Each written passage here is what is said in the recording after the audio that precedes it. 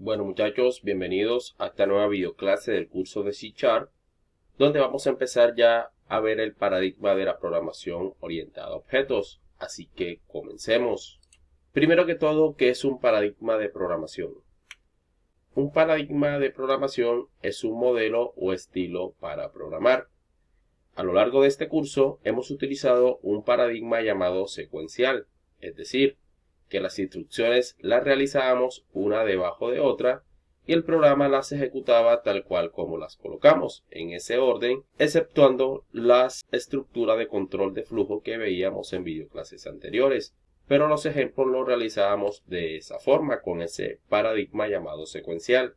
En este caso vamos a utilizar el paradigma de la programación orientada a objetos, que ya lo vamos a empezar a analizar, a comprender y a utilizar para desarrollar nuestros programas en C#, dado que C# es un lenguaje 100% orientado a objetos. Entonces, la programación orientada a objetos lo que pretende es imitar a los objetos de la vida real o parte de ellos en código de programación.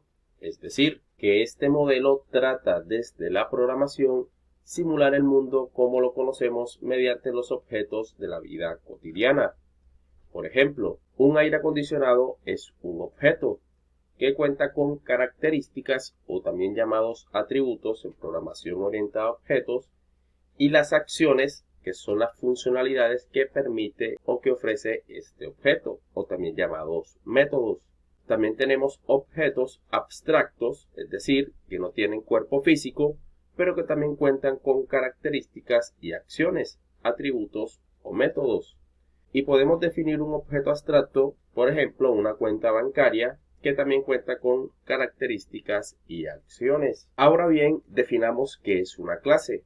Una clase tiene como propósito categorizar un grupo de objetos en común, de modo que sirva como plantilla para la posterior creación de objetos.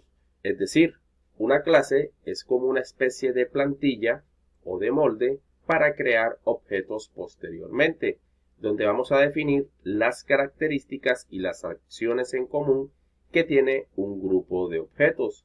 Y a partir de esas características y de esas acciones en común, vamos a hacer un molde para poder crear uno o muchos objetos a partir de esa plantilla de clase.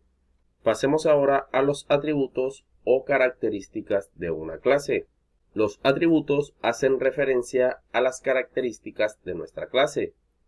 Vamos a tomar de ejemplo de nuevo la clase aire acondicionado, de la cual podemos abstraer, ya les explicaré qué significa esta palabra, atributos como marca, modelo, color, voltaje, entre otros.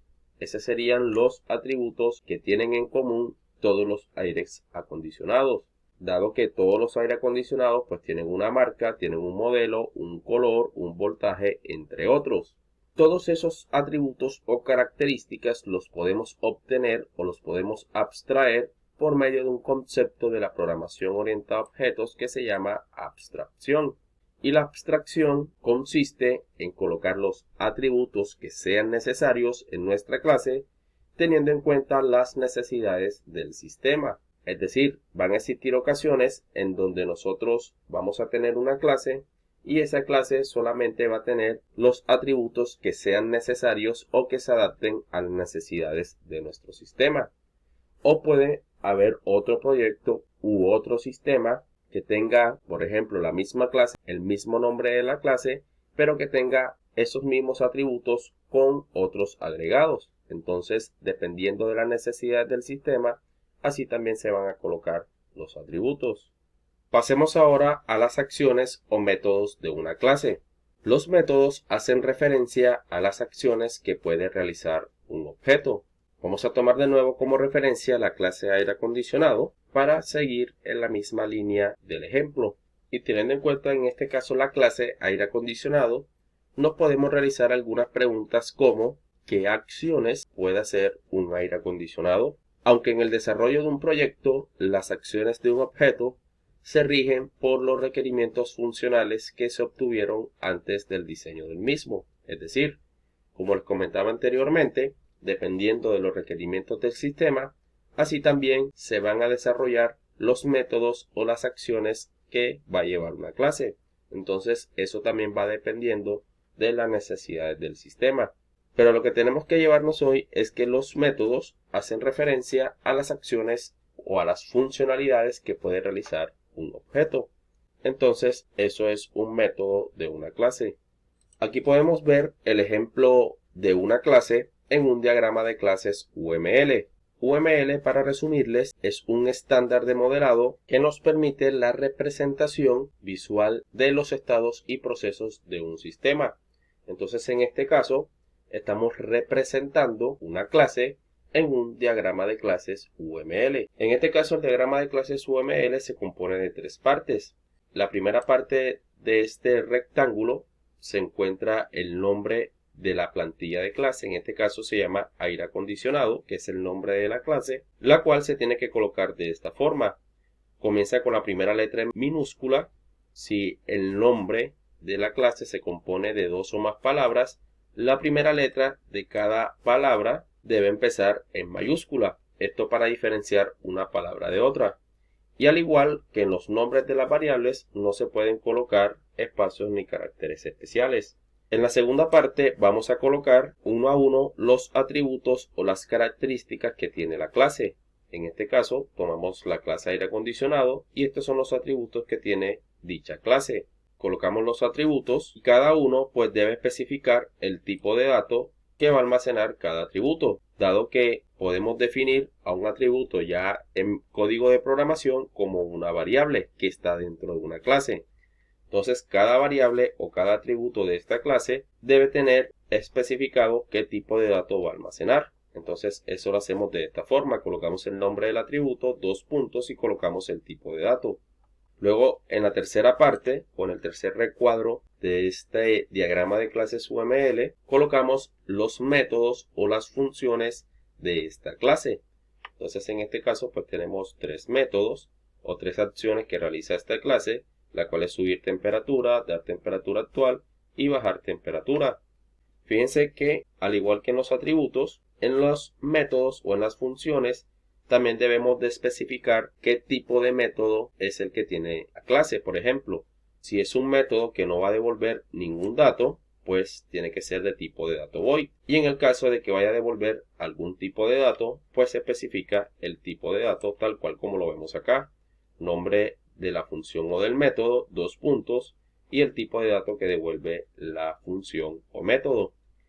En el caso de que no devuelva nada, se coloca el nombre del método o el nombre de la función, dos puntos, y la palabra void, que significa vacío o que no va a retornar nada. Entonces, teniendo en cuenta esto, vamos a pasar rápidamente este diagrama de clases UML a una clase en código C#.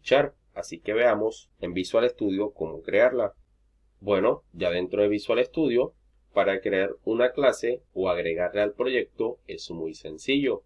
Lo que tenemos que hacer es irnos al explorador de soluciones, que lo tenemos aquí en la parte derecha, y en el nombre del proyecto, no el nombre de la solución, vamos a presionar clic derecho, vamos a la opción que dice agregar y luego nos vamos a donde dice nuevo elemento.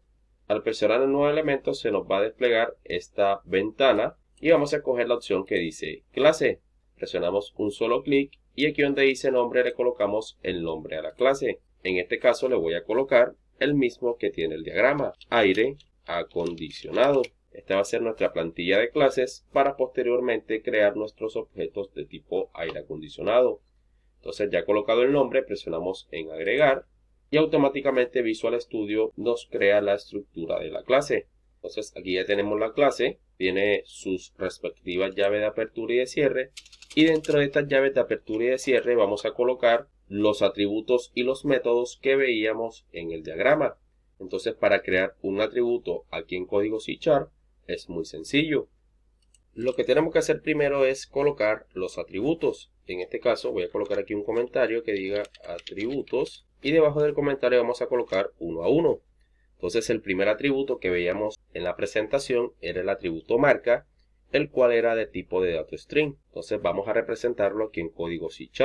Lo primero que tenemos que hacer es colocar el modificador de acceso. Como todavía no sabemos qué es un modificador de acceso, vamos a colocar el public. Ya más adelante les explicaré qué es un modificador de acceso, pero por el momento vamos a dejar este public. Y luego de colocar el modificador de acceso, colocamos el tipo de dato que va a almacenar el atributo. En este caso, como es el atributo marca, va a almacenar un tipo de dato string o un tipo de dato texto. Entonces, string, y colocamos el nombre del atributo que es marca, punto y coma. Y con eso creamos el atributo. Hay otro atributo que se llama modelo, entonces public, tipo de dato que va a almacenar, string, y este se llama modelo. Y así vamos a colocar uno a uno los atributos de esta clase. Voy a pausar un momento el video para que no se extienda tanto y voy a colocar todos los atributos. Entonces ya creados los atributos, lo que tenemos que hacer ahora es representar los métodos o las acciones que va a realizar los objetos que se van a crear a partir de esta clase. Entonces los métodos o las acciones no son más que funciones. Entonces vamos a colocar aquí métodos. Y para crear un método es muy sencillo. De la misma forma que realizábamos en videoclases anteriores con las funciones. Simplemente vamos a colocar el modificador de acceso, que en este caso sigue siendo public. Ya veremos más adelante si podemos cambiar el modificador de acceso también en los métodos. Pero en este caso vamos a dejarlo como public. Entonces sería public void, porque no va a devolver ningún dato. Se va a llamar subir temperatura, el método de esta clase. Abrimos y cerramos paréntesis. Y abrimos y cerramos llaves. Dentro de la llave vamos a colocar el código que va a realizar el método. En este caso solamente lo que vamos a hacer es subir lo que tiene almacenado el atributo temperatura, sumarle 1 o aumentar su valor en 1. Y cerramos aquí con punto y coma. Esto es lo que va a hacer inicialmente el método subir temperatura cuando sea llamado. Vamos a copiar este código y vamos a realizar el de bajar temperatura, que es prácticamente el mismo, sino que aquí vamos a colocar bajar temperatura y aquí colocamos en vez de más colocamos menos menos para que disminuya el valor del atributo temperatura en 1. Y por último vamos a colocar aquí public, colocamos el tipo de datos que va a devolver la función. En este caso vamos a devolver lo que tiene almacenado el atributo temperatura. Y este atributo temperatura lo que está almacenando es un valor de tipo de dato entero. Por lo tanto, este método me va a devolver un valor de tipo de dato entero, int. Y colocamos aquí que este método se va a llamar dar temperatura actual. Abrimos y cerramos paréntesis y abrimos y cerramos llaves. Dentro de las llaves vamos a colocar la palabra reservada return, que ya lo hemos utilizado en videoclases anteriores en las funciones de retorno, para retornar el dato que va a devolver la función. En este caso vamos a devolver lo que está almacenado en el atributo temperatura. Y cerramos con punto y coma. Bueno, ya con esto tenemos terminado lo que son los atributos y lo que son los métodos de la clase aire acondicionado. Ya a partir de la próxima clase veremos cómo instanciar o crear objetos a partir de esta plantilla de clase. No siendo más, nos vemos en la próxima videoclase. Que pasen muy bien.